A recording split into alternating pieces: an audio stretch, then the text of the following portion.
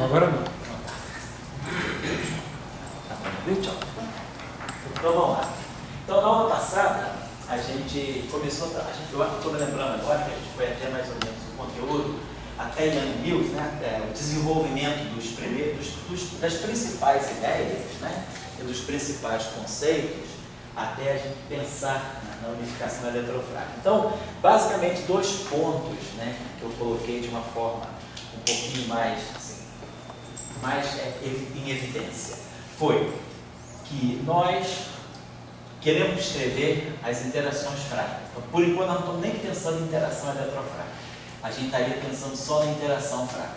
Mas a característica marcante, entre as várias características da interação frágil que a gente discutiu, como a escala de energia, a escala de distância, chamou a atenção para o fato de que a interação fraca se processa com a mudança de flavor. Então, a partícula que sofre o decaimento fraco, ela muda de sabor. Né? Se é um quark dele, passa a ser um quark, o elétron ele pode decair no neutrino. Então, há uma mudança de flavor que envolve, em geral, uma mudança de carga.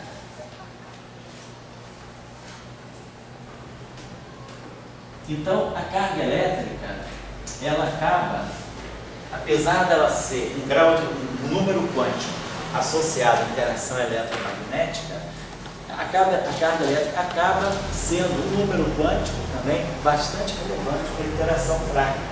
Então, não se consegue descrever a interação fraca abrindo mão da carga elétrica. Então, isso já é uma evidência muito conceitual, né? De que talvez haja uma relação mais profunda entre a interação eletromagnética, que é caracterizada sobretudo pela carga elétrica, e a interação fraca. Então isso foi o ponto que nos levou a olhar para a interação fraca, mas não abrindo mão da ideia de que ela possa estar muito mais próxima da interação eletromagnética do que se aparenta. Então a gente foi levando, né? A gente partiu da ideia fundamental, da ideia de 33, quando Enrico Fermi... Oi? Interrompendo quando interrompei depois. Bom, você tem uma mudança de flavor e tem uma mudança de carga elétrica. Se você não tem um eletromagnetismo com mudança de carga elétrica, você acha que fóton sozinho ele resolve? Sei. A gente tinha chamado a atenção para outro fato na semana passada, na outra aula, que foi a ideia de que o que caracterizaria, a gente até colocou aqui no quadro, né, uma série de características, né, do que identificaria para nós uma nova interação. Eu até falei para vocês que a gente está vivendo um momento bastante assim, particular nessa direção. Pode ser que a gente esteja diante, né, da descoberta de uma quinta interação, já, por exemplo, no LHC, e aí para onde é que a gente deveria olhar para saber se a gente está diante de uma nova interação.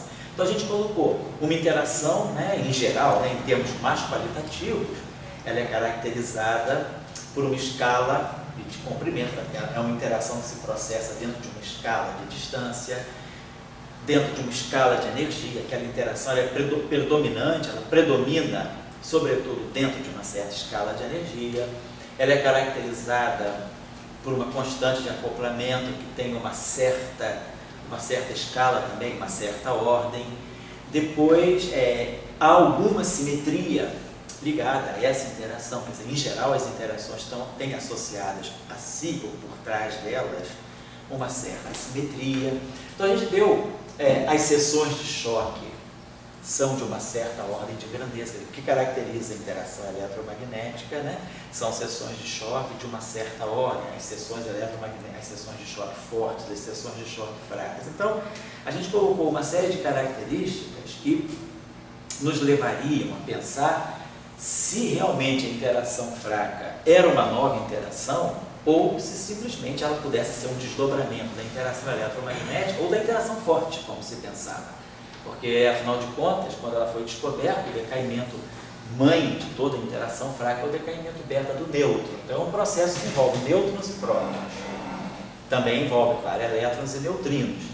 Mas se pensava, sobretudo, que ela pudesse ser uma interação de natureza eminentemente nuclear, por causa do decaimento do nêutron e próton.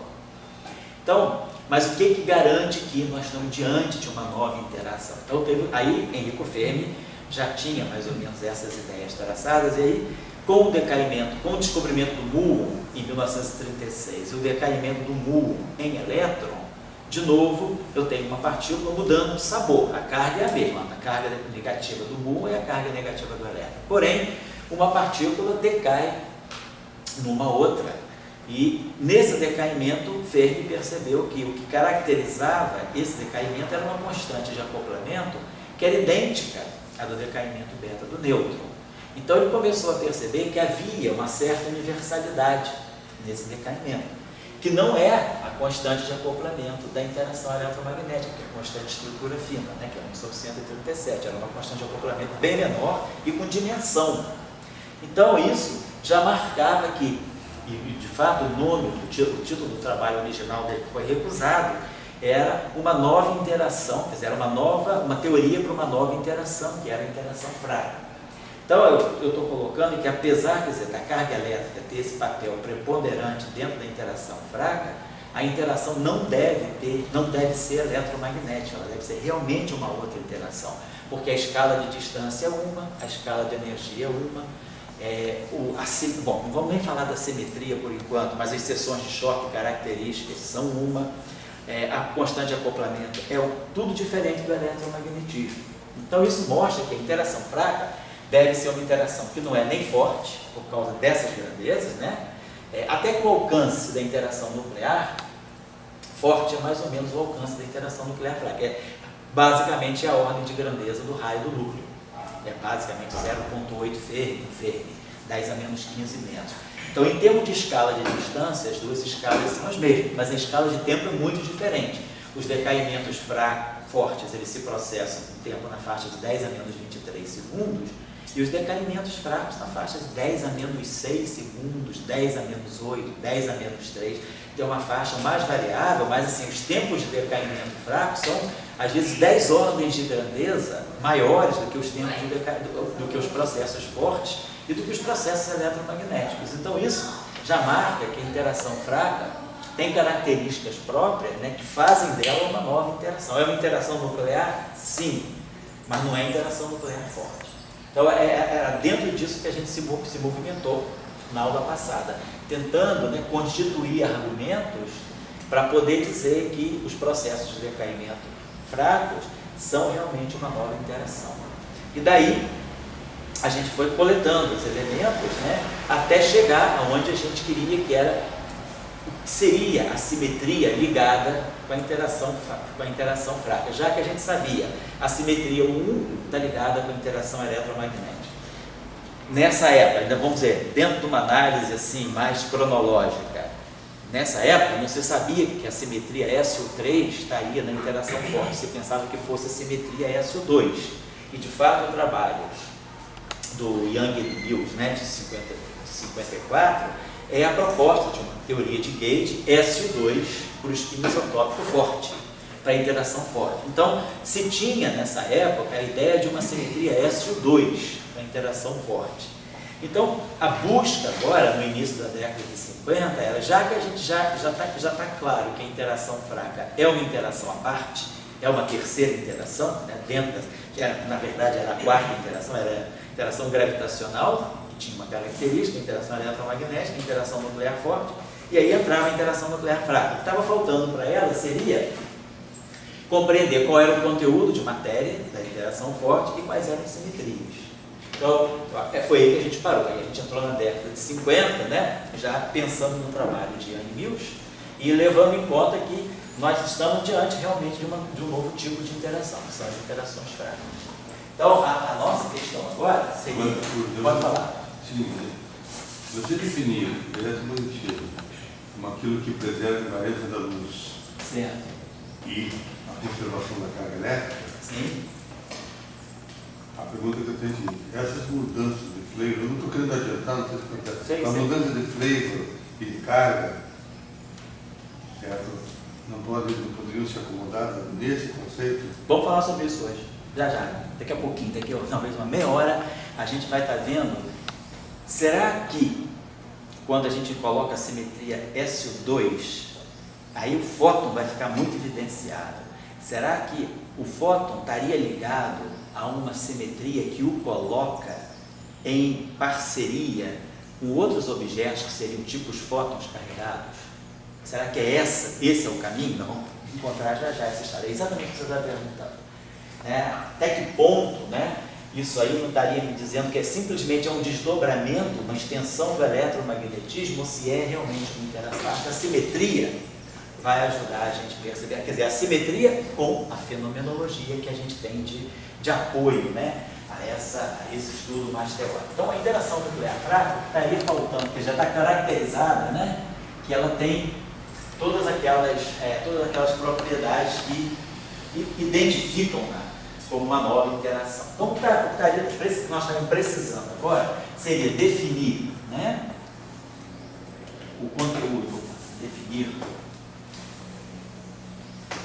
o conteúdo de matéria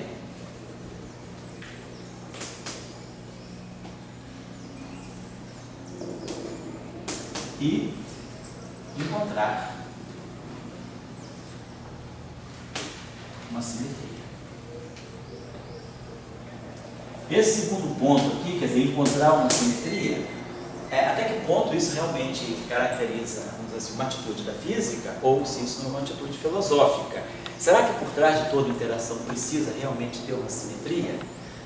Isso acontece no eletromagnetismo, isso acontece, por exemplo, com a gravitação, que é a simetria sobre transformações gerais de coordenadas. Então, nós temos um princípio de invariância por trás da força gravitacional. Nós temos um princípio de invariância por trás da força eletromagnética. Nós temos um princípio de invariância por trás da força nuclear forte. Será que também teria que ter um princípio de invariância por trás da força nuclear fraca? Quer dizer, é uma questão, só porque todo mundo tem, essa também vai ter que ter, ou tem alguma argumentação física que deve realmente ter? A gente acredita esse ponto, vamos colocar sempre dentro de uma perspectiva cronológica. Nós estamos na década de 50 e a mecânica quântica ainda está em alta. Então, a mecânica quântica ainda é uma teoria que tem muitas novidades. E a mecânica quântica nos ensina isso. A mecânica quântica diz que por trás dessas interações nós temos números quânticos adequados, que é o que caracteriza também uma interação.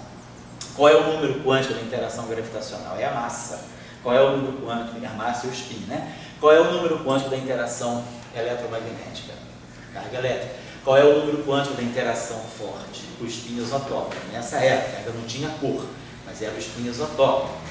Então, a gente se pergunta, qual é o número quântico que está por trás da interação fraca? E se tem um número quântico, a mecânica quântica ensina a gente. Números quânticos, eles são autovalores, bons números quânticos são autovalores de operadores hermitianos, portanto observáveis, que comutam com o hamiltoniano. Então a gente deve procurar sempre aquele chamado conjunto abeliano maximamente abeliano, que é o máximo conjunto de números quânticos, de operadores que comutam todos entre si e que todos comutam com o hamiltoniano. Então eu posso definir um estado com aqueles números quânticos bem definidos. Então eu preciso, quer dizer, para ter um bom número quântico, na mecânica quântica eu sei que eu preciso de uma boa simetria. Então a busca da simetria também, não só é um princípio filosófico, mas é inspirada pela mecânica quântica. Porque encontrar uma simetria significa encontrar os números quânticos daquela interação.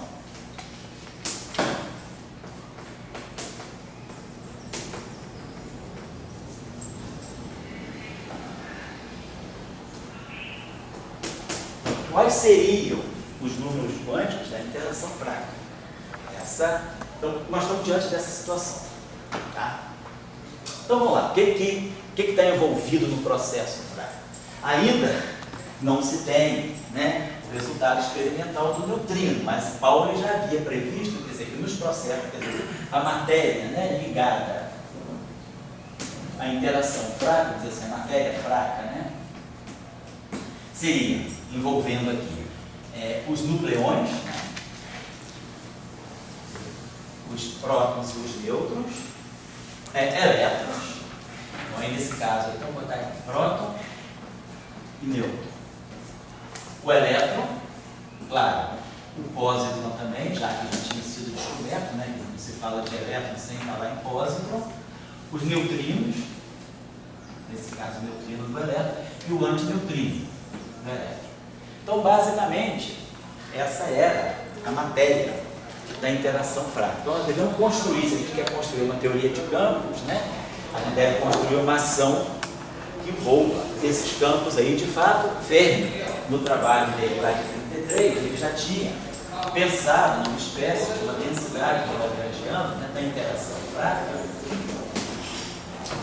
que seria algo do tipo a constante da interação fraca, a constante de acoplamento, que acabou se chamando constante de Fermi, né, e o campo fermiônico do nêutron, algo que fosse assim, o próton.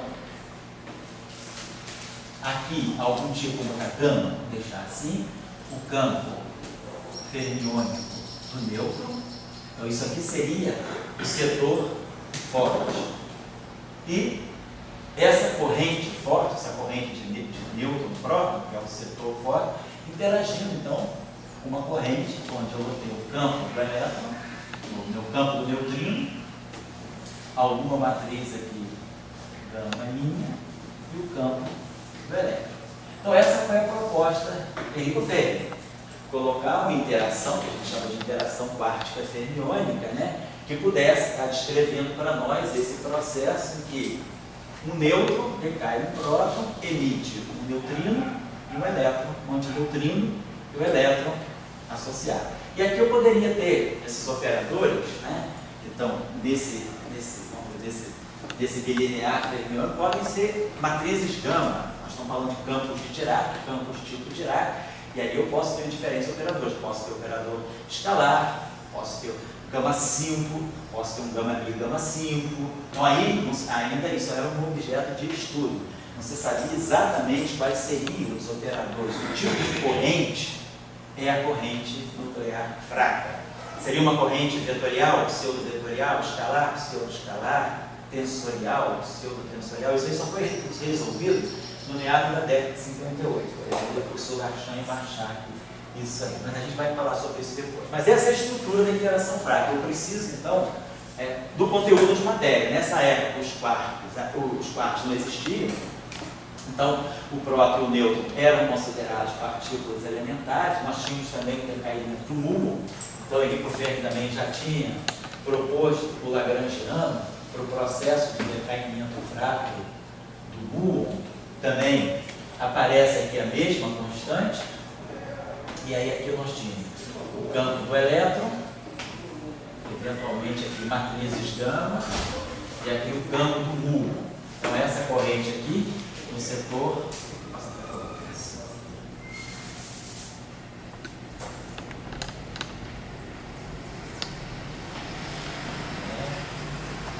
a corrente no setor, esse decaimento é esse decaimento aqui, o muon, que decai no elétron, no antineutrino do elétron e no neutrino do muon. Então nós temos um setor eletrônico e um setor muônico. Essa aqui seria a corrente eletrônica e aqui nós teríamos a corrente muônica. Então nós teríamos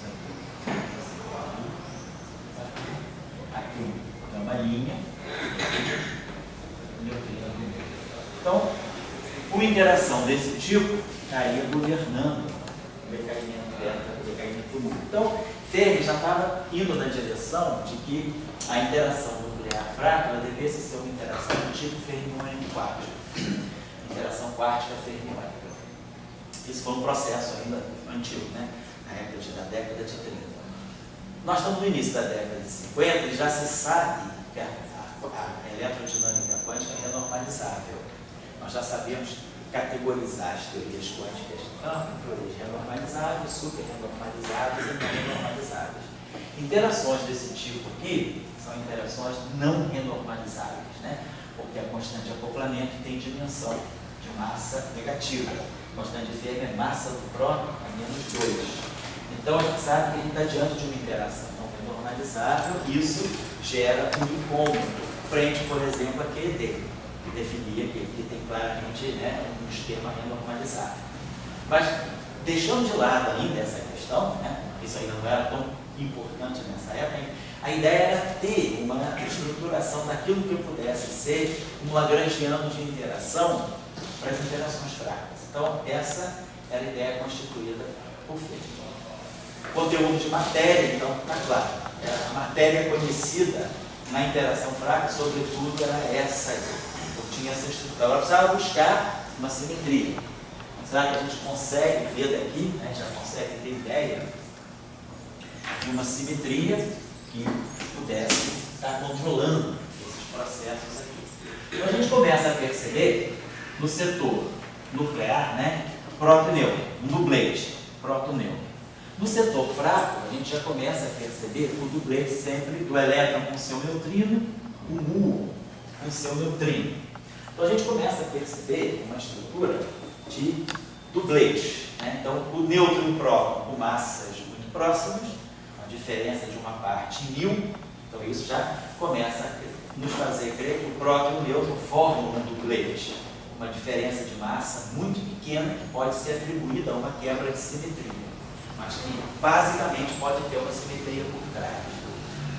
O elétron tem uma massa bem menor do que o próton do nêutron e o neutrino sem massa. Trabalhando dentro do modelo padrão, o neutrino é sempre sem massa, né?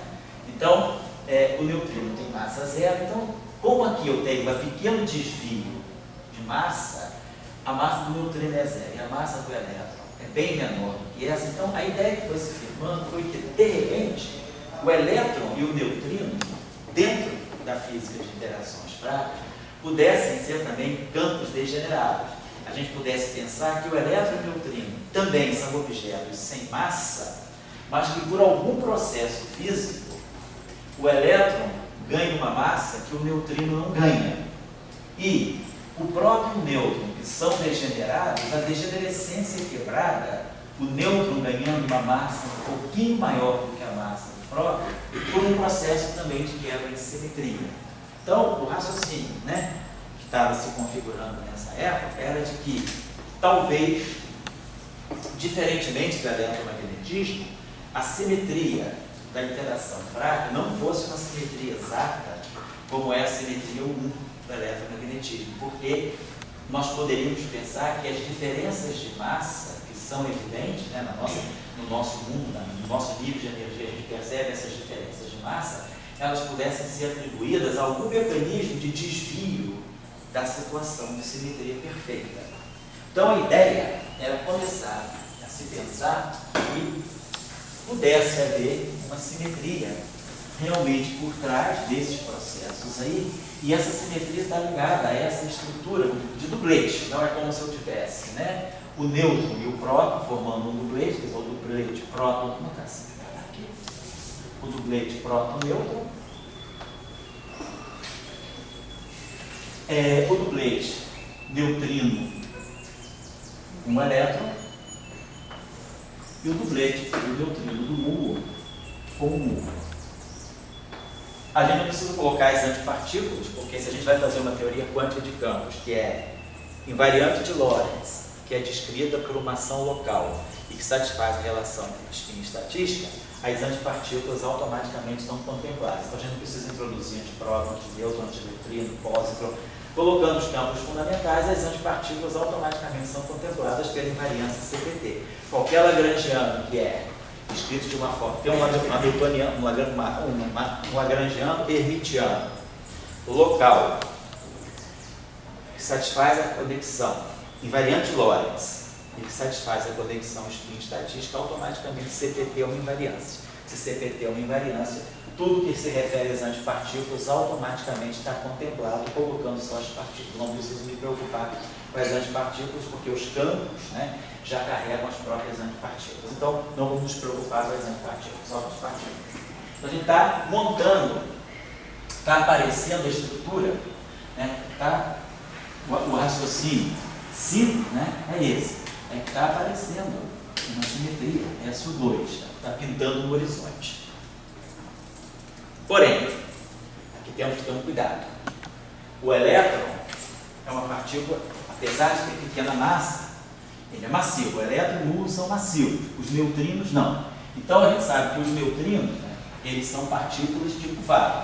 Pauli, né, quando propôs os neutrinos, já se sabia que os neutrinos eram partículas de Weyl, portanto os neutrinos eram left. Então são objetos left-handed. Então, que satisfaz a equação de Weyl, né? Vou deixar aqui.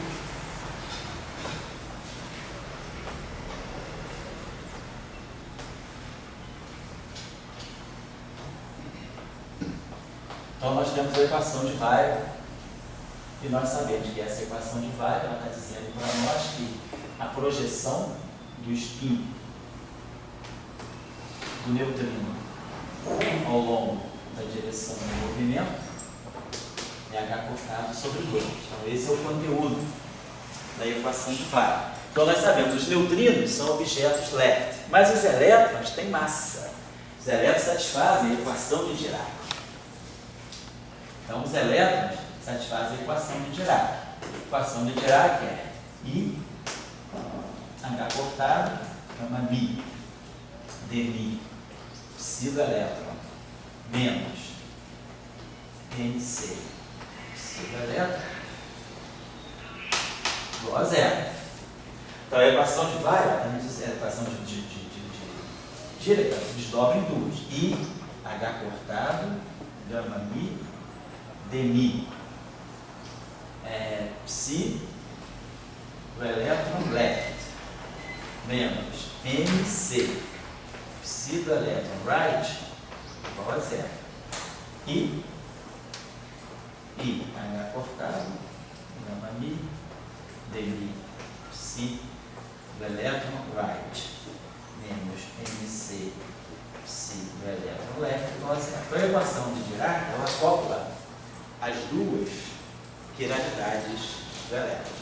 Então nós temos aqui, elétron left, vou botar aqui, a gente tem elétron left e elétron right, diferentemente do neutrino.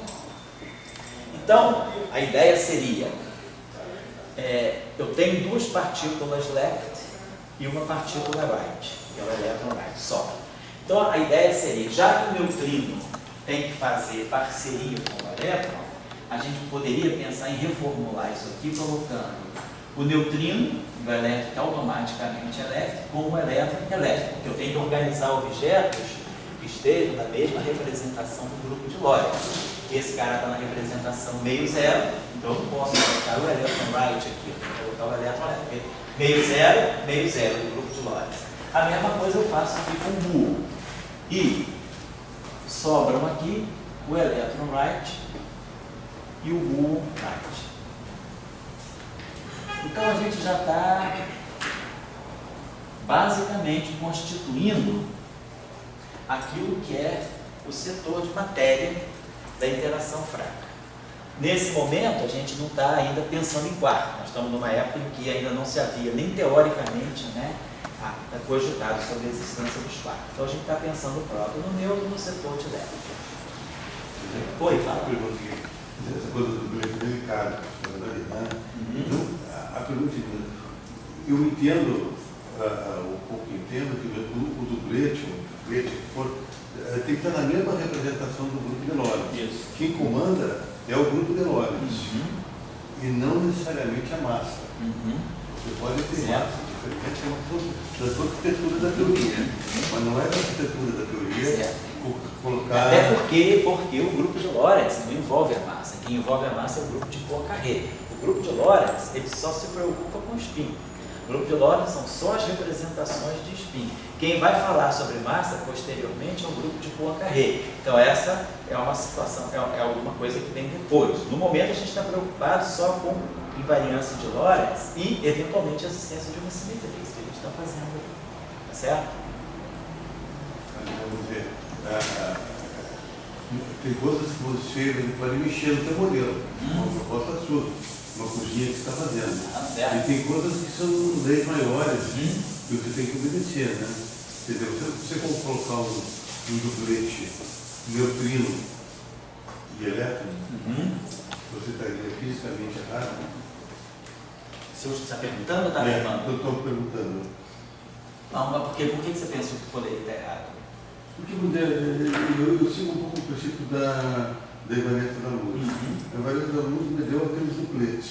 Entendeu assim? Então, se eu tenho vontade de fazer, vou dizer, a irmandade, As irmandades são aquele duplete. Então, eu tenho partido uma irmandade inicial. O neutrino left, o neutrino com o elétron left, naturalmente se une a valência da luz numa irmandade.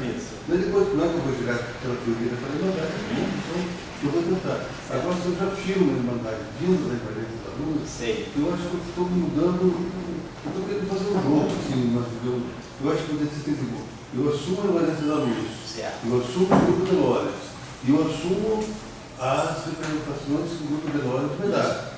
Então, o neutrino e o coisa são totalmente diferentes, mas perante o grupo de Lorentz estão na mesma representação. Exatamente.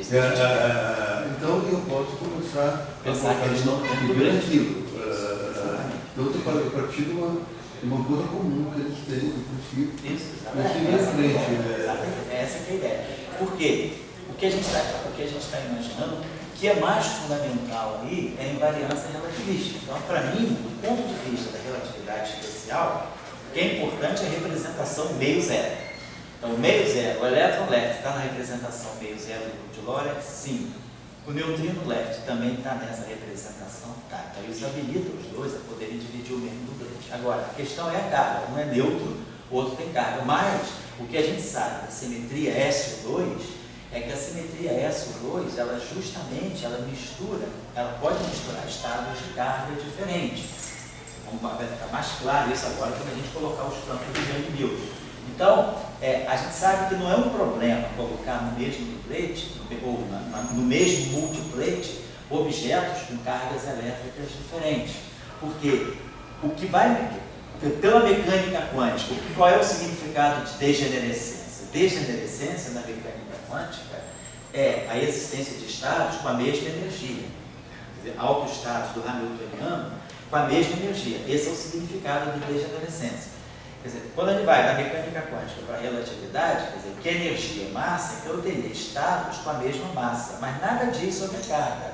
Então a carga, do ponto de vista da simetria de Lorentz, a carga é um número quântico, vamos dizer, a carga é transparente para o grupo de Lorentz. O grupo de Lorentz só vai ver o spin e o grupo de Poincaré só vai ver a energia, só vai ver a massa. Então não tem nenhum problema, do ponto de vista da relatividade, nós colocarmos objetos com cargas diferentes no mesmo multiplete, porque a transformação de Lorentz ela vai misturar spins, né? Quer dizer, a transformação de Lorentz ela mistura diferentes componentes do mesmo spin, representação meio zero. Então ela vai pegar componente mais meio menos meio e vai misturar. Mas ela não tem nenhum problema com a carga elétrica. Então não é nenhum problema de conflito fundamental com a relatividade especial eu colocar estados de cargas diferentes no mesmo duplete. O problema seria se eu colocasse no mesmo duplete representações diferentes do grupo de Lorentz. Porque se eu colocasse aqui o neutrino, que eu sei que é left, com o elétron right, eu aí daria na mesma representação, nesse mesmo duplete, colocando duas representações distintas do grupo de Lorentz. Então isso aqui quebraria a simetria de Lorentz. Eu não quero quebrar a simetria de Lorentz. Então isso aqui permanece, ok? Com a simetria de Lorentz e isso aqui também. Então não é nenhum problema eu misturar cargas. A carga é um número quântico fora do grupo de Lorentz. Você colocando cargas diferentes, você não quebra a simetria de Lorentz, porque a simetria de Lorentz não vê a carga. Eu acho que esse é o ponto, mas parte da invariância da luz. Isso é fundamental. Eu estou pegando um princípio do eletromagnetismo, uma teoria, mas da luz. Então, como você falou, não poderia botar neutrino elétrico Bom, beleza. Então, a gente já está começando a organizar o quadro de campos que a gente vai querer ter. E aí a gente vai começar a olhar a corrente. Então, vamos começar a olhar as correntes. Quer dizer, segundo Enrico Fermi, a interação nuclear fraca está se procedendo desse modo. Eu tenho aqui uma corrente fraca interagindo com uma outra corrente fraca. Mas interação corrente-corrente. Por exemplo, aqui pode ser interação, vamos dizer, a corrente nucleônica e aqui a corrente leptônica. Eu posso ter corrente leptônica do elétron e corrente leptônica do muon, mas essa é a estrutura, né? Essa é a estrutura da interação fraca, segundo Enrico Fermi. E aí, se a gente olhar, por exemplo, a corrente no setor nuclear, eu tenho no estado final um próton. E aqui eu tenho no estado inicial um nêutron. Então o nêutron decai produzindo um próton. produzindo um elétron e um antineutrino do elétron.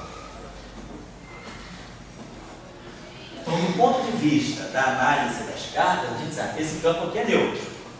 Aqui é o campo do próton.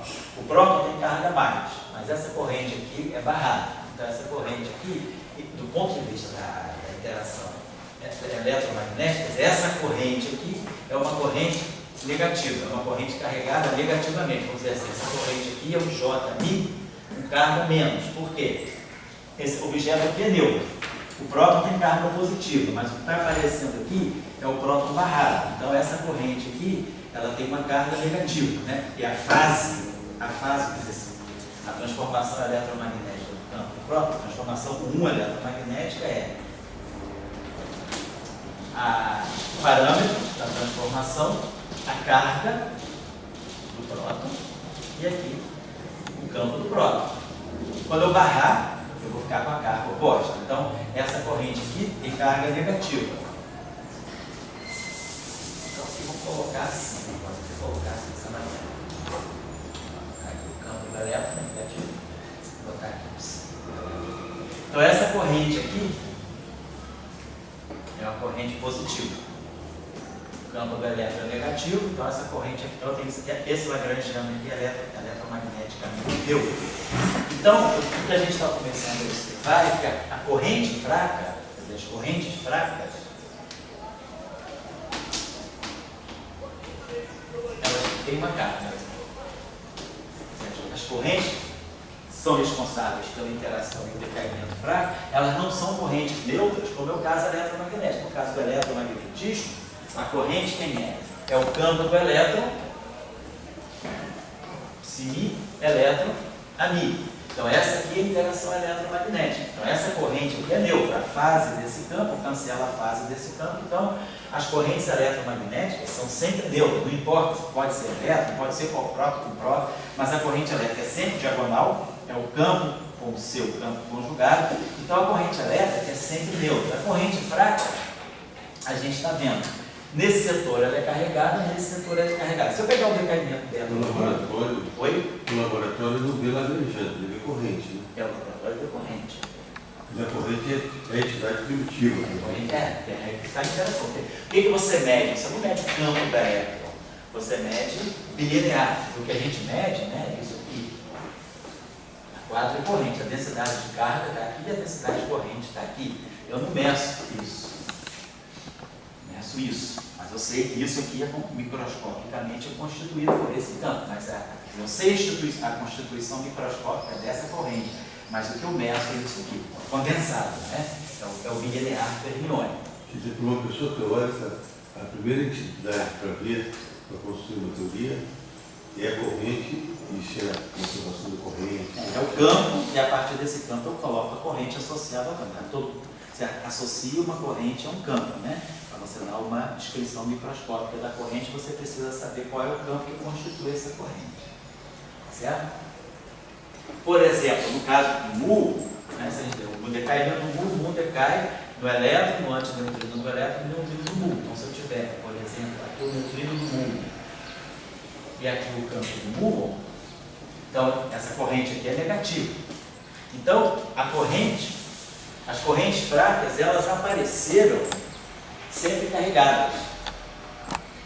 As correntes neutras fracas só foram descobertas em 1973. E elas não estavam incorporadas, teoricamente,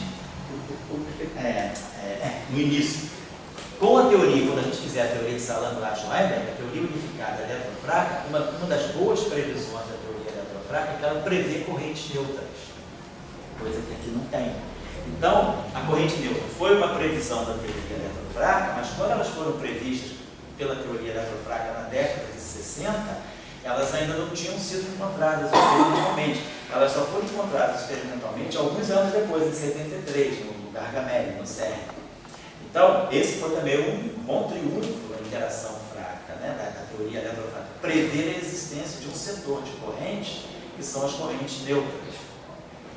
Então, esse foi um problema, inclusive, muito interessante do início da década de 60, que era a supressão das correntes neutras com mudança de sabor na interação fraca. Isso aí foi fundamental para o trabalho do Kabibo, que depois resultou na matriz de Kabibo-Kobayashi-Maskawa, que é a supressão das correntes neutras. Então, a interação fraca, ela se apresenta, isso foi até muito bom, porque talvez se as correntes neutras tivessem aparecido experimentalmente já na década de 50, talvez teria sido mais difícil construir, desvincular a interação nuclear, a interação fraca, da interação eletromagnética. Mas o fato da corrente neutra, das correntes fracas serem carregadas, marcou uma característica muito importante na interação fraca, que colocava ela em nítida, vamos dizer assim, rota de colisão com a interação eletromagnética, que as correntes são carregadas. As correntes, quer dizer, qualquer teoria abeliana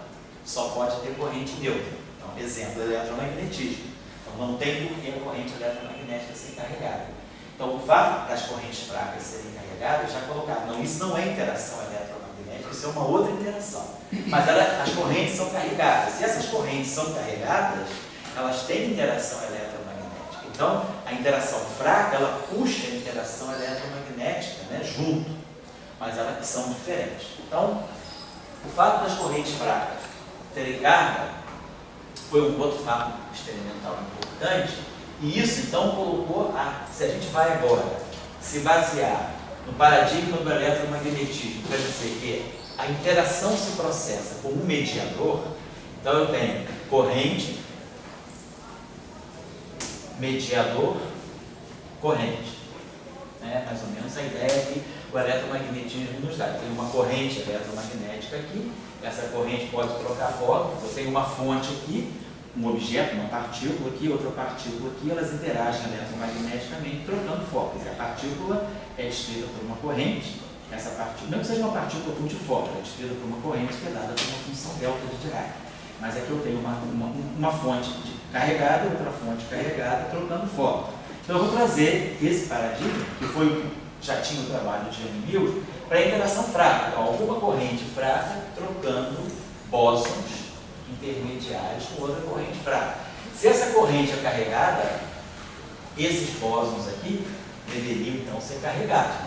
Tem a carga elétrica, não tem regra, não tem princípio, tem certeza para a carga elétrica. A carga elétrica ela é uma chamada regra de superseleção da natureza, ela não tem relação de incerteza nenhuma. Então a carga elétrica tem que ser sempre conservada em qualquer processo. A energia não, o momento também não. A gente tem relações de incerteza para a energia e para o momento. Isso mostra que eu posso ter pequenos desvios da conservação da energia e momento em processos virtuais, mas não a carga elétrica. Então, se essa corrente aqui é uma corrente carregada, digamos, se essa corrente aqui tem uma carga menos, e essa corrente aqui vai interagir, quer dizer, esse vértice aqui tem que ser eletromagneticamente neutro. Então, esse bóson que está aqui tem que ser um bóson carregado positivamente.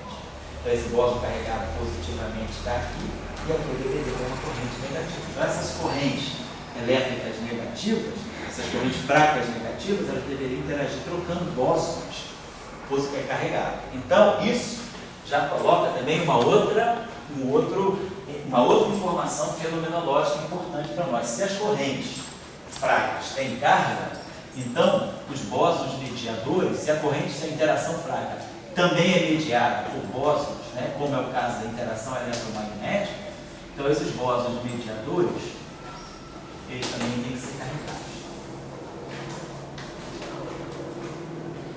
Então a gente está aí na tua pergunta, será que esses bósons carregados não seriam fótons carregados? É isso que você sempre pergunta, né? Então vamos ver, será que poderiam ser fótons carregados ou não? Vamos ver. No momento de fazer a pergunta de novo.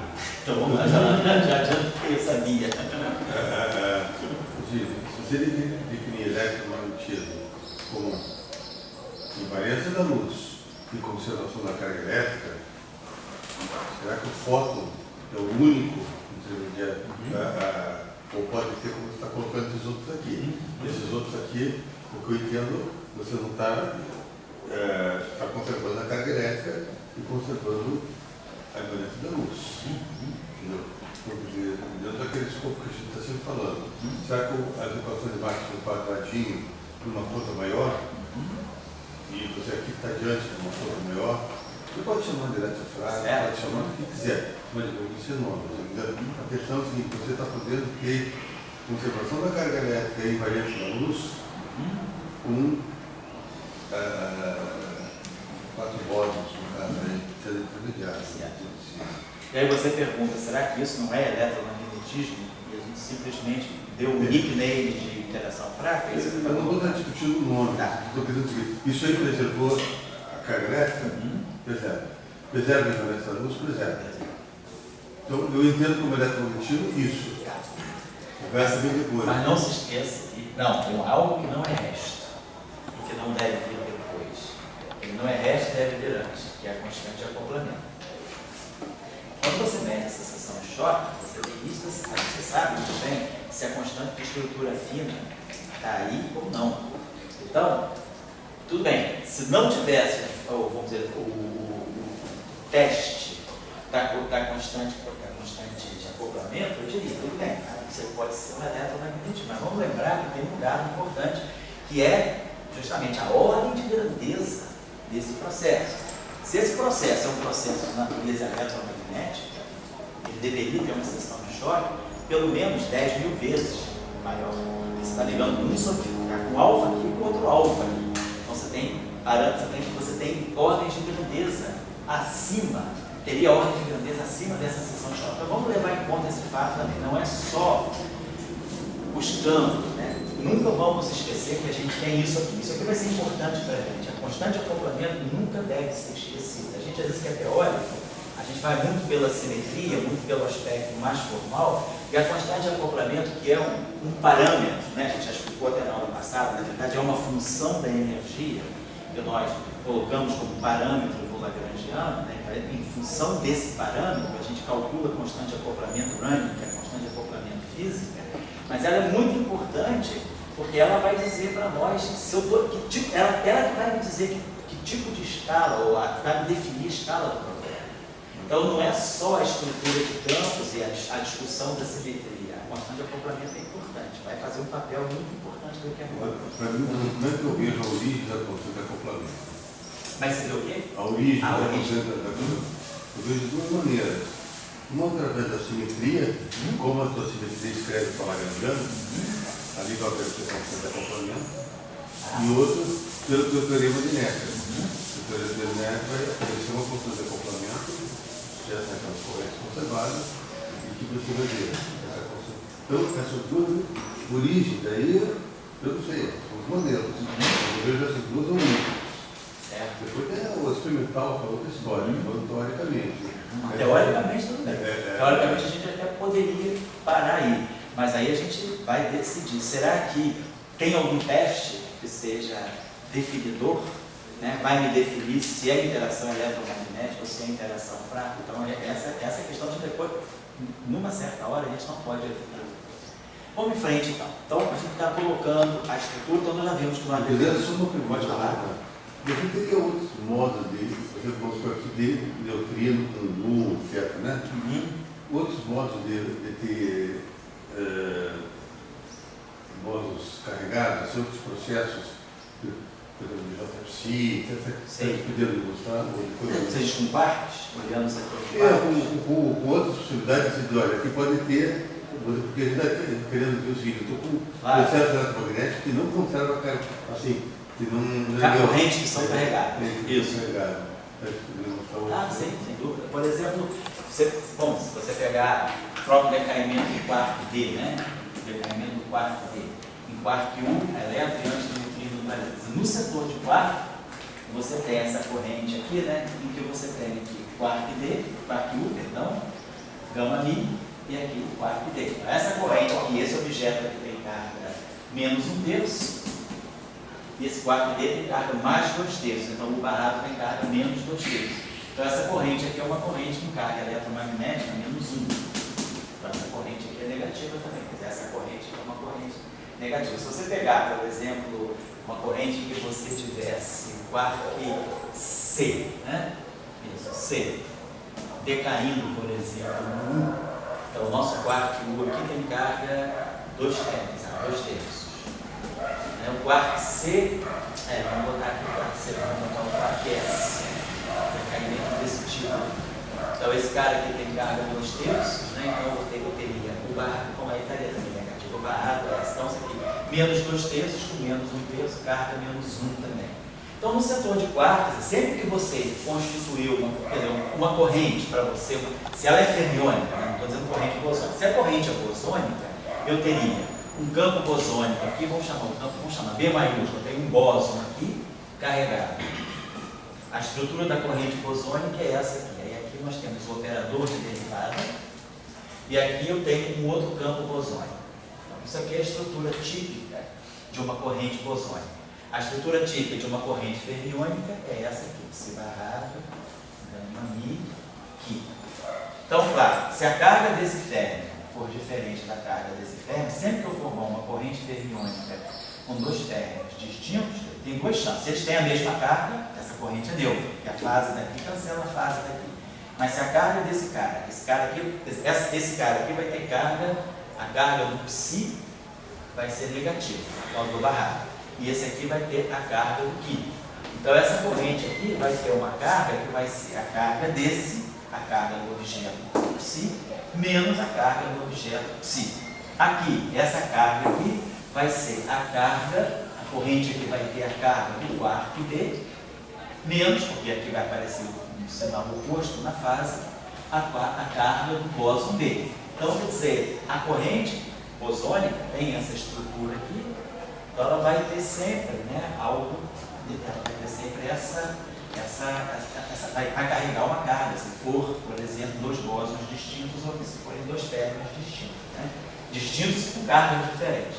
Então, eu posso sempre formar. E aí, claro, se isso aqui vai interagir eletromagneticamente com um bóson WMi, esse bóson WMi tem que ter a carga que cancele essa. Então, a carga desse objeto vai ser mais que Psi, menos que Ki. Por quê? Porque cada vértice tem que ser eletromagneticamente neutro. A estrutura é essa, né? A estrutura de uma interação, uma corrente e um bóson intermediário. Então, cada vértice desse tem que ser eletromagneticamente neutro, porque a gente sabe que é conservada, a carga elétrica é conservada. Então, a carga dessa corrente tem sempre que matar a carga desse bóson. Então, esse é o mecanismo que está aqui na construção das correntes fracas carregadas. Tá? Eu digo assim, você ter alguma coisa assim, que não entra em neutrino direto. Não entra, ali não tem neutrino. Não tem, mas que não decaia em neutrino direto. Que não seja um processo. Você pode ter processos, você tem dois tipos de processos fracos, né? Que são chamados de processos, tem os processos leptônicos e os processos não leptônicos. Você pode ter decaimentos fracos sem emissão de neutrino também. Então, você pode ter um decaimento fraco, ou até assim, você pode ter um decaimento fraco em que você tem apenas quarks, ou seja, hadrons decaindo em hadrons. Esses são os processos não leptônicos, são processos fracos também, mas são caracterizados por correntes carregadas também. As correntes neutras, na verdade, da interação fraca, basicamente são as correntes de neutrino. E nós vamos ver que as correntes dos quarks inferiores, né? As correntes neutras que não mudam o sabor. Né? Então a gente sabe que essas correntes neutras com mudança de sabor, elas são supressas, né? Tem um ângulo de Cabilo que faz a supressão. Vamos entender esse mecanismo depois. Então vamos dizer, a gente está com essa situação. Nós temos então correntes carregadas e aí a gente imagina aqui, aonde é que eu posso incluir correntes carregadas, né? Então vamos colocar aqui. Correntes carregadas, interagindo então com bósons vetoriais carregados.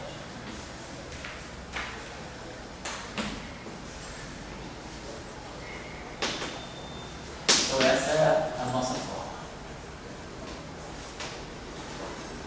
Muito bem. Então vamos começar a ver o papel da simetria SO2, né, nessa discussão aqui. Então a nossa ideia é, nós percebemos que nós podemos formar esses dupletos. Então vamos fazer o seguinte, vamos considerar, para poder, só como uma questão simplificadora, Vamos simplificar o processo, vamos trabalhar só com o setor eletrônico. Depois nós vamos introduzir os quadros. Então, só para efeitos de simplificação, sem termos de generalidade, né?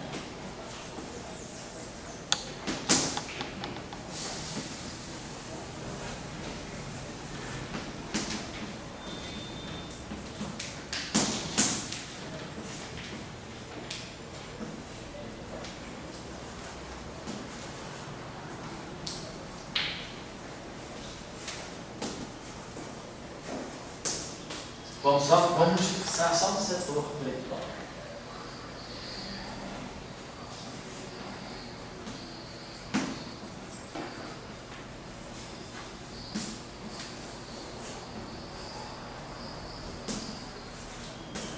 Então vamos chamar o setor eletrônico. Eu vou fazer o seguinte: o setor eletrônico eu vou chamar de L. Em vez de falar elétron, muon e depois apareceu tal, vamos chamar o lepton de L. Então esse L vai poder representar o par elétron positron, vai poder representar o par no mais no menos ou o tal mais tal. Então vamos incluir todos os leptons aqui. E os leptons são acompanhados pelos seus respectivos neutrinos. Vamos adotar essa notação, só para a gente não ficar tendo que replicar elétron, muon e tal. Vamos pegar um lepton genérico e depois a gente vai introduzir o setor de quartos. Vamos primeiro trabalhar a constituição do setor eletrônico. Então nós vamos estar colocando o seguinte: vamos colocar a matéria leptônica, então, em dublete. Nós vamos colocar aqui o neutrino left associado ao lepton L. E aqui o campo do lepton L. Tá? Então eu estou usando essa notação de L para representar o campo. Quer dizer, na verdade, esse L aqui está representando o campo de Dirac associado ao lepton L e está na forma left. É isso que eu estou querendo dizer aqui, tá? É a componente de quiralidade left do férmio L descrito pelo campo psi. Então essa notação aqui é uma notação compacta que incorpora isso tudo. Quer dizer, eu estou dizendo, eu tenho o lepton psi L e eu vou pegar a componente left dele, que é 1 mais gama 5 sobre 2, né? Atuando no férmio psilé. Essa notação que eu estou usando aqui. Isso aqui significa um campo de Dirac com 4 componentes. Esse aqui é o campo de Dirac do neutrino, também com 4 componentes. Então, esse aqui é um spinor de 2 componentes, né, em termos de sabor, neutrino e o lepton. Mas cada um desses objetos é um férmio de Dirac com 4 componentes e aqui um férmio de Dirac com 4 componentes. Na verdade, esse aqui é um férmio de Weyl, porque ele não tem massa. Mas são objetos com 4 componentes. É isso que eu estou querendo dizer. E, separadamente, aqui nós temos os lepton right. Aí é claro que, como a teoria é automaticamente invariante de CTT, isso significa que nós vamos ter os antineutrinos right, vamos ter os antileptons right e vamos ter os antileptons left. Né? Lembrando lá das nossas aulas, dos nossos cursos de equação de Dirac, lembrar dessa relação, né? Se eu pegar um férmio de quiralidade left e tirar o conjugado de carga dele, isso aqui é a mesma coisa que o conjugado de carga componente right. Né? Sabe que essas duas relações, né? Então, se eu pegar a antipartícula de um férmio com quiralidade left, a antipartícula, então, ela vai ter quiralidade right. Né? Então, a gente tem essa relação. E o psi right conjugado de carga é o psi left. Isso aí está demonstrado nos nossos cursos anteriores de eletromagnetismo, curso de equação de Dirac. Essas relações aí eu vou fazer o uso dela. Então, eu não estou me preocupando com as antipartículas, porque elas automaticamente estão aqui. Quer dizer, a antipartícula desse férmio left satisfaz essa relação. A antipartícula de um férmio left é o férmio antipartícula na quiralidade right. E a antipartícula de um férmio na quiralidade right é o antiférmio na quiralidade left. Automaticamente tudo isso está levado em conta. Então, nós não precisamos formar dubletes de antipartículas, porque já está tudo contabilizado aqui. Quando a gente tem a teoria invariante CTT, está tudo levado em conta. Então basta levar em conta só o conteúdo de partículas, que as antipartículas automaticamente estão contempladas, né? Se eu não violar a CPT. E a gente, no modelo padrão, ele é perfeitamente compatível com o CPT. Muito bem. Então, nós temos aqui esse dublete e temos aqui esse singlete. Então, se eu tenho uma estrutura de dublete, né, a simetria mais simples que eu posso pensar, sendo um dublete complexo, é a simetria SO2. A gente imagina que a gente possa ter uma simetria SO2 associada a esse setor left. Agora, esses objetos aqui são singletes. Do ponto de vista da simetria left, eu não tenho um dublete right. Então, esses objetos aqui são singletes. Esse aqui é um singlete de SO2 left.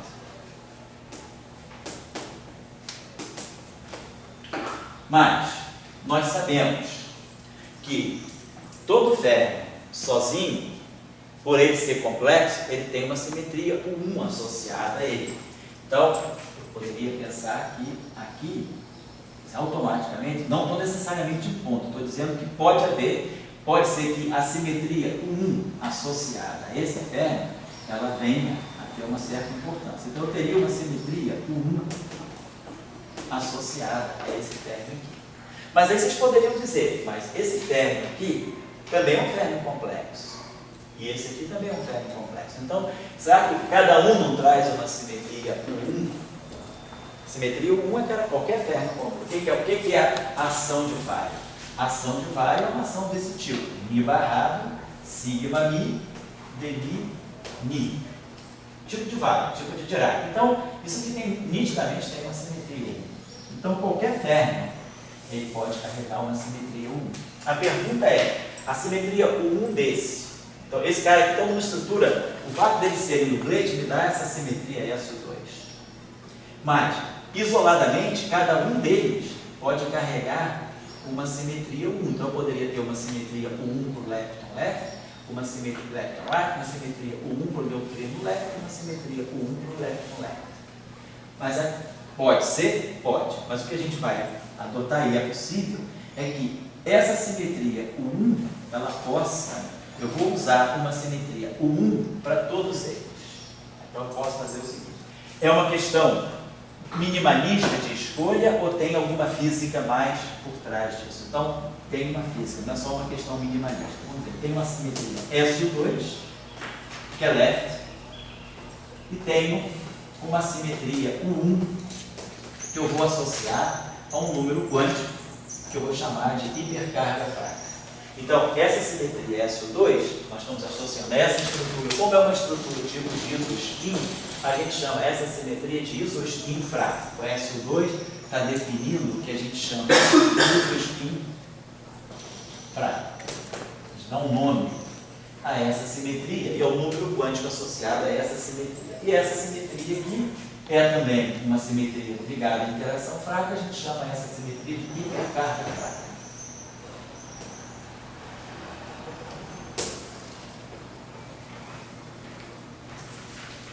Essa é só uma questão de nome. Mas eu tenho uma simetria U1.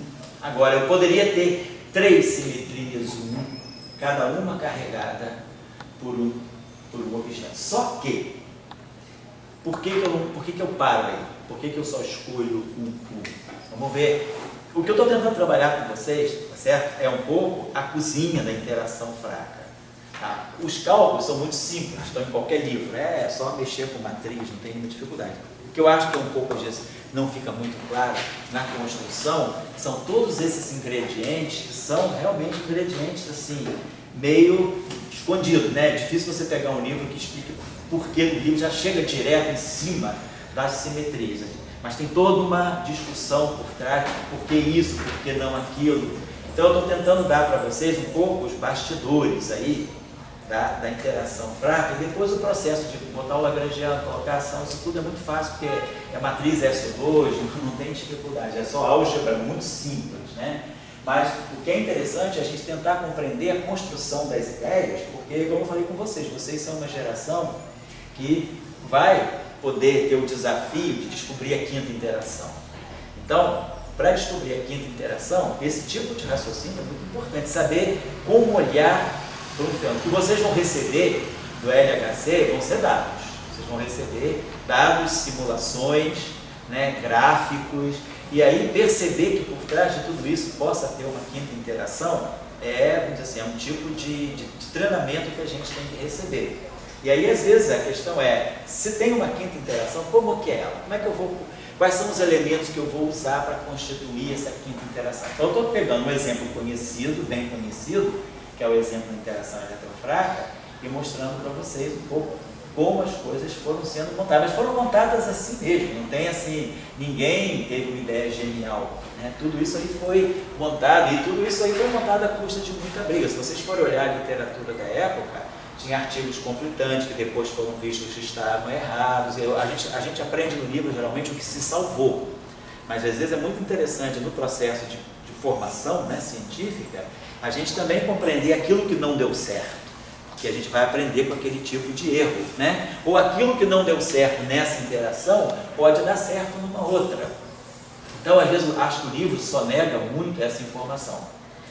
É por isso que às vezes a gente, certas coisas, é melhor não adotar livro, né? É melhor a gente, no livro, vamos dar tudo que é certinho. O livro já te dá o que deu certo. Dificilmente o livro você não vai publicar um livro de 300 páginas, onde 200 páginas você vai falar das coisas que não deram certo. Nenhum editor vai querer publicar um livro com 200 páginas de resultado negativo.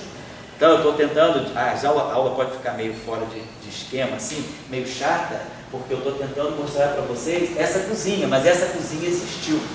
Essa cozinha foi o que as pessoas discutiam na hora do café, as pessoas trocavam correspondência, não era e-mail, mas eram correspondências escritas, né? Dentro dessas perguntas que o Dória faz, mas por que isso? Será que não é um fóton massivo? Por que não? Quem disse que não é? Tentar ver se é ou se não é, vai ficar na frente de vocês, e vocês vão poder decidir se é ou não é. Mas eu estou tentando colocar para vocês um pouco essa cozinha. Então eu peço desculpas a esse aula meio assim, solta, né? Mas é porque isso faz parte da história da construção dessa teoria. Tá? O que está no livro, beleza, eu dei várias referências para vocês, o livro está ótimo, está tudo certinho lá. Aí a gente não vai ver. No momento que a gente entrar na estrada certa, é só seguir a faixa, mão única e não ter erro. Mas o problema é saber qual estrada que a gente vai tomar. Então eu estou tentando colocar isso para vocês. Por que não 3 1? Oi? Eu posso dizer, eu tenho justamente sempre aquele ponto. Eletromagnetismo no nível vai ativar a luz e conservação da carga elétrica. E constante acoplamento. E constante estrutura fina. Não deixa de discussão. Daí você disse, eu estou com dublete e com singlete. E se é com dublete eu boto simetria S2 ou boto simetria 1?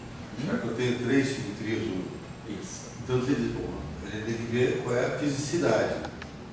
Eu volto com a relojoeira. Na fisicidade tem que ter conservação da carga elétrica. Quem é que dá conservação da carga elétrica? É simetria S2 ou é simetria 1? Quem dá é simetria 1. Então, esse é um ponto que eu deixo para as pessoas irem pensando. Porque você, nesse relojoeiro que você vai colocar, no final da história do ritmo, etc., você vai voltar para o 1. Certo. Vai falando. Então, se você mais tarde, no último momento lá do filme, você vai voltar para o 1, entendeu assim? Parece a novela da Globo, né? Você espera 6 meses para só no último capítulo acontecer um beijo que você esperaram. Não vai ser assim. Porque eu vou dar o final para vocês aqui. Entendeu, né? Porque no inicia no... Então esse curso você vai ficar feliz desde o início. Você não vai esperar o último capítulo para terminar tudo bem, não. Daqui a pouco a gente vai ver que a gente já vai entrar na rota da felicidade e vai trabalhar até o final, já sabendo que o final é feliz e que o meio é feliz, né? Não vou maltratar vocês assim. Só no último capítulo é que volta para o eletromagnetismo, não. Vamos entender por que o eletromagnetismo está dentro o tempo todo. É isso que eu acho que é importante. Às vezes não fica claro muito nos livros também. É importante perceber que você em nenhum momento abriu mão do eletromagnetismo, mas é a construção. Ninguém vai provar com a teoria eletrofraca que o eletromagnetismo emerge. O eletromagnetismo é colocado lá o tempo todo. O papel da unificação não é unificar, é mostrar que coisas diferentes podem ser descritas pela mesma ação, pelo mesmo Lagrangiano. É mostrar que você tem um hamiltoniano único para várias coisas diferentes que estão acontecendo ali dentro. Então, o eletromagnetismo está sempre ali dentro. Ele não vai aparecer lá no último dia, está aqui o eletromagnetismo, está aqui a conservação da carga, está aqui a corrente elétrica, está aqui o teorema de Miller. Não. Ele é colocado à mão o tempo todo. Mas eu acho que isso é importante. Isso desconstrói um pouco esse mito em torno do modelo, por isso que ele nem é uma teoria, ele é um modelo, porque ele não é uma teoria para o campo eletromagnético, ele é um modelo construído para incluir a interação eletromagnética junto com a interação fraca. Mas o tempo todo você manipula para a interação eletromagnética estar ali da maneira como você conhece daquele. Você não abre mão da eletrodinâmica quântica. O tempo todo você está sempre trabalhando, mas a minha eletromagnetismo está aí dentro, tá? Eu dou outro passo. Mexer no eletromagnetismo, não. Então o eletromagnetismo, ele vai sendo o tempo todo sendo teleguiado dentro da formulação do modelo. Você não perde conta disso. Não é que você jogue as coisas, roda a manivela e lá no final do dia sai eletromagnetismo. Não. Você roda a manivela para dar eletromagnetismo. Então, é uma representação que você está colocando. Vamos colocar em termos filosóficos, né? Você está fazendo uma representação de alguma coisa que você quer que seja. Você não está provando, o eletromagnetismo, você tem uma interação única e ela é tão poderosa que lá no final você recebe o eletromagnetismo. Não, você bota o eletromagnetismo e você vai tutelando que ele se perpetue até o final, né? Até o final do processo. Tá? É isso que tem que ficar claro. Quando você está botando S2, você não está botando S2? Não. Então, isso eu estou colocando aqui. Tem as duas possibilidades. Por que a teoria eletrofraca que a gente constrói, que deu prêmio Nobel e vários prêmios Nobel, é essa e não é essa? Por que não poderia ser esse 1 a terceira? Eu não vou responder isso. Eu vou deixar isso para vocês pensarem. Tá? Todo mundo aqui já tem condição de responder. Pode falar, você já sabe a resposta, não pode dizer Yuri. Yuri já sacou a arma, o que é Yuri? Não, aqui, tipo, você tem todas essas possibilidades de simplificar um. Isso. Por exemplo, ali 3 cargas diferentes. Isso. Tipos de cargas diferentes. Porém, a que a gente usa, a que foi esse modelo, é a mais simples. Isso. E entre que todas eles vão ter a mesma carga. Por exemplo, esse é um raciocínio. Vamos pegar um raciocínio minimalista. Vou pegar a formulação mais simples, a primeira. Mas, digamos, tem um raciocínio um pouquinho mais demolidor. Por que não é assim? Vou querer que vocês pensem sobre isso, discutam sobre isso, e depois a gente volta a falar sobre isso na próxima aula, tá? Mas não teria que ter 3 constantes populares? Por exemplo, jamais problema. O que você está replicando? Então, por que você não escolhe porque cada campo desse carrega o seu 1? Porque cada campo é campo fermiônico. O Lagrangiano de Dirac está aqui, ó. Qualquer que seja ele tem simetria 1. Então, além da simetria 2, né, se você colocar esse dublete, ele vai ter a simetria S2, mas ele vai ter a simetria 1 também. Então, é intrínseco ao Lagrangiano de Dirac, ao Lagrangiano de Weyl, a simetria 1. Então, se você tem 3 partículas, cada uma pode carregar o seu 1. E por que a gente coloca o 1 universal? Então, por exemplo, vamos ser minimalistas, vamos fazer isso, vamos ver se vai dar certo. Dá certo, então, essa é a minha resposta. Eu fiz, tentei e deu certo. Então, respondi por construção explícita. Mas antes de você fazer, que argumentos você poderia ter para dizer, não, eu não vou seguir a segunda estrada, eu vou seguir a primeira, porque a segunda estrada vai me levar, por exemplo, Célio já deu uma dica, a uma proliferação de constantes de acoplamento. O que eu quero descrever? Eu quero descrever 2 interações dentro do mesmo formalismo. Uma interação é eletromagnética, constante de estrutura firme. A constante de acoplamento do eletromagnetismo está aqui, é o E2. E a constante de acoplamento da interação fraca é essa. Então, na verdade, eu preciso de 2 constantes de acoplamento. Cada grupo, segundo lá o procedimento de Young-Mills, cada simetria carrega a sua constante de acoplamento. Você está dizendo uma coisa que... Então, isso aí já é um primeiro ponto, só para terminar o raciocínio. Então, isso já é um primeiro ponto. Aqui eu teria 1 mais 3, 4. Eu teria 4 constantes de acoplamento. Poderia ser, isso aí me barra o raciocínio. Isso aí já é se eu entrar na segunda estrada, eu já vou entrar com esse, vamos dizer, com esse argumento contra. Eu Eu sou teimoso, eu vou em frente, mas já sabendo que isso é um problema. Mas será que eu encontro um outro problema que me freia mais ainda? Além da proliferação de constantes de acoplamento, você tem alguma coisa? Você tem um problema, tá bom, Rafael? Além se você tiver 3 junto com o S2 te gera 3 geradores. Além disso, vai te gerar mais 3 geradores, um de cada. Então você teria que ter como 6 bósons. 6 bósons inteligentes, 6 números quânticos. E 6 números quânticos. Cada simetria, quer dizer, SO2, ela tem 3 correntes conservadas, mas apenas uma corrente comuta com todo mundo. Ela tem apenas um operador de Casimiro. Então a gente sabe dessa relação. As simetrias, né, elas são associadas, as simetrias, se elas têm um grupo associado a elas têm um conjunto de operadores de Casimiro. O que são esses operadores de Casimiro? Esses operadores de Casimiro são operadores que comutam entre si e comutam com todos os geradores. Então, eles são bons números quânticos. Então, SO2 tem apenas um. Eu tenho um operador de Casimiro aqui. Mas eu teria 3 operadores de Casimiro. Eu teria 3 cargas 1 mais uma carga SO2. Então, eu teria 4 cargas concentradas. Ele é totalmente errado, ele não dá. Teria 4 números quânticos. Você está pensando diferente. Está pensando só ter, você tem o S2, vezes 1, esse padrão que eu estou falando. Aquele lá de cima. E a outra é só um. Ah, entendi. Só um. Então, isso que ele está falando é importante.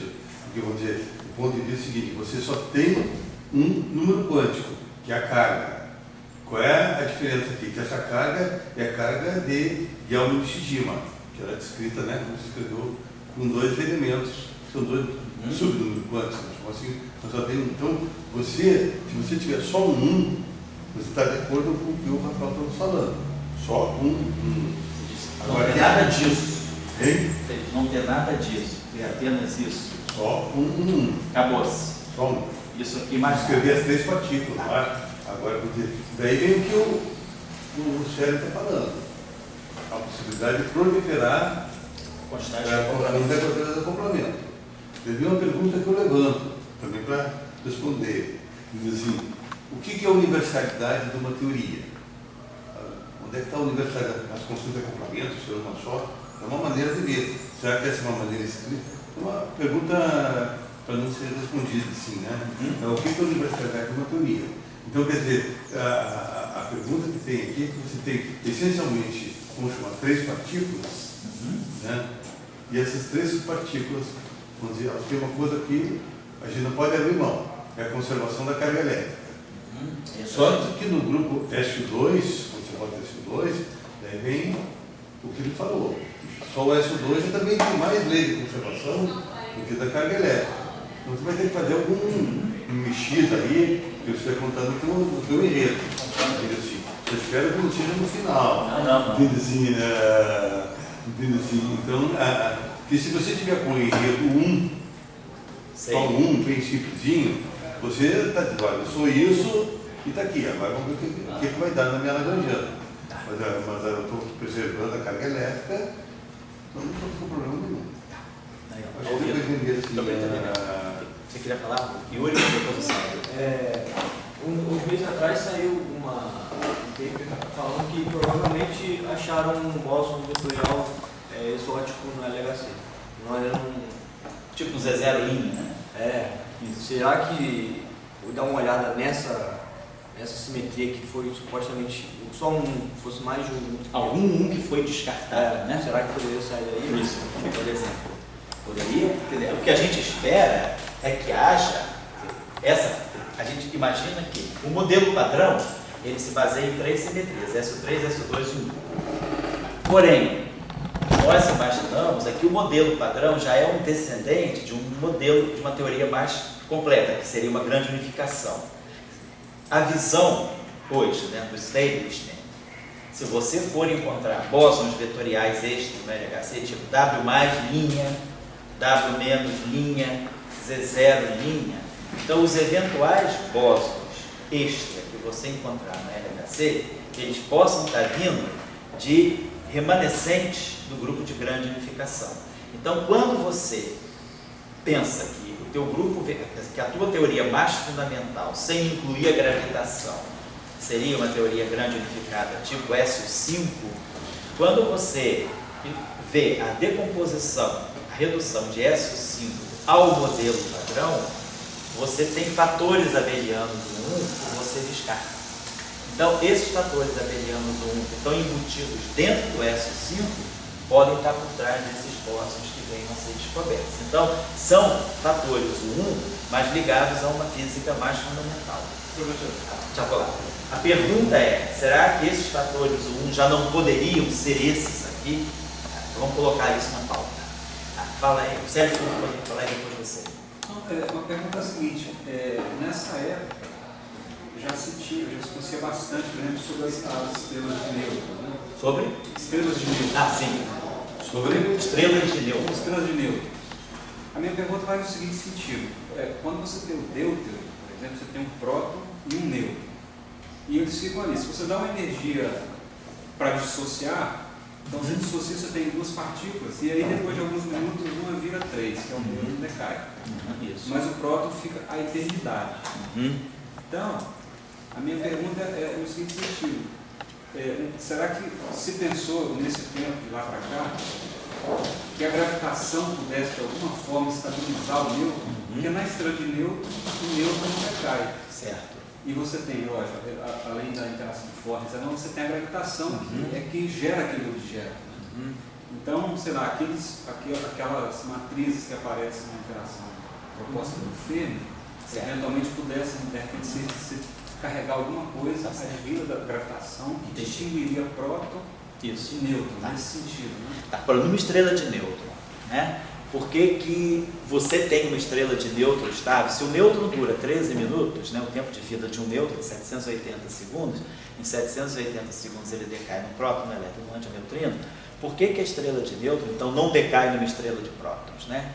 Claro, uma estrela de prótons você deve ter uma repulsão muito grande, mas eu diria, eu não sei, isso eu não sei, tá? Agora estou dizendo a resposta, eu não sei até que ponto a gravitação estabiliza o nêutron. Mas o que eu poderia dizer é o seguinte, o nêutron livre, ele decai em 13 minutos, mas o nêutron, numa densidade muito grande, né? Uma estrela de nêutron tem uma densidade de alguns bilhões de toneladas por centímetro cúbico. Então você tem nêutrons no empacotamento, vamos dizer, num regime de altíssima densidade. O comportamento do nêutron aí, então você tem o nêutron decai em próton, elétron, antineutrino do elétron. Só que esse nêutron que decai rapidamente em próton e elétron, esses prótons e esses elétrons estão tão concentrados que prótons e elétrons de novo se recombinam dando nêutron mais neutrino. Você tem dois processos em jogo aí acontecendo na estrela. Seria algo desse tipo assim. O nêutron decai, como você falou. Então o nêutron decai, emitindo próton, elétron e antineutrino do elétron. Só que esses prótons e esses elétrons que são provenientes desses decaimentos, desses nêutrons, eles estão numa matéria tão densa que prótons mais elétrons, eles também podem se fundir dando nêutron mais neutrino do elétron. É o que forma, na verdade, né? É. Tem que fazer ela formar também. Então isso aqui é o que eu acho que estabiliza. Então você, ao mesmo tempo que você tem o nêutron decaindo, você tem ele se recombinando com os próprios elétrons. Por isso que a estrela emite também tanto neutrino, né? Porque você vai ter esses antineutrinos que foram produzidos aqui e esses neutrinos que foram produzidos aqui. Então, agora eu não sei até que ponto é a gravitação que está induzindo esses processos. O que eu entendo é que a própria interação fraca, quer dizer, dentro do próprio núcleo atômico acontece isso, viu? Os nêutrons que estão dentro, o próton que está dentro do núcleo atômico é muito estável, 10 a 33 anos de vida. Porém, o nêutron livre tem 13 minutos, mas o nêutron em estado ligado dentro do núcleo atômico, ele decai muito mais rapidamente. Então ele forma prótons e elétrons, mas esses prótons e elétrons imediatamente se recombinam para formar novos nêutrons. Então isso dá um balanceamento médio do número de nêutrons estabilizado. Então eu acho que é isso que está... Eu não sei se até que agora, não estou descartando essa possibilidade, até que ponto a interação gravitacional trabalha para estabilizar essa estrutura de nêutrons. Isso é uma outra questão que eu não sei responder. Tá? Mas eu sei que, por exemplo, a estrela de nêutron, ela não só emite raio-x por causa do momento magnético que ela tem, do campo magnético intenso que ela tem, essas magnetárias, né? Ela tem campo magnético de 10 a 13, 10 a 14 graus, né? 10 a 10 Tesla. São campos muito intensos devido, né, ao momento de polo magnético da própria estrela. Quer dizer, a estrela é um super dipolo magnético, ela emite muito raio-x. Agora, mas emite neutrinos também. E esses neutrinos podem vir desses processos aí. Agora, até que ponto a interação gravitacional dessa estrela, que aí você tem um campo gravitacional muito forte também, até que ponto o campo gravitacional dessa estrela, você agora estudando, vamos dizer, esses nêutrons nesse background gravitacional, até que ponto esse background gravitacional é capaz de estabilizar os nêutrons, isso eu não sei, talvez o Sérgio Duarte possa dizer isso melhor para a gente. Certo? Ah, você queria falar alguma coisa, Luiz? Duas coisas. Agora, fazendo um gancho, eu não sei a que ponto isso valeria, mas eu tenho a impressão que se olhar neutrino fosse tão fácil quanto luz para detectar, quando se forma uma estrela de nêutrons, também teria uma explosão de neutrino, tipo de né? supernova, porque a formação dela, quando está colapsando, a matéria nuclear vira nêutron por isso aí mesmo. Assim, a gravidade faz tudo, os elétrons caírem em cima dos prótons. Isso, e formar nêutron. Então acho que nesse momento deve ter uma explosão de neutrino. A gente não consegue ver porque não consegue detectar. Certo, então, sem dúvida. Assim, eu tenho a impressão que se pudesse, a gente veria uma explosão de neutrino, né? De superneutrinos. Tá certo, acho que sim. Mas o outro comentário na fala do Yuri, esses zero linhas seriam daqueles 12 sobrando lá do S5 caindo para S3, S2, 1.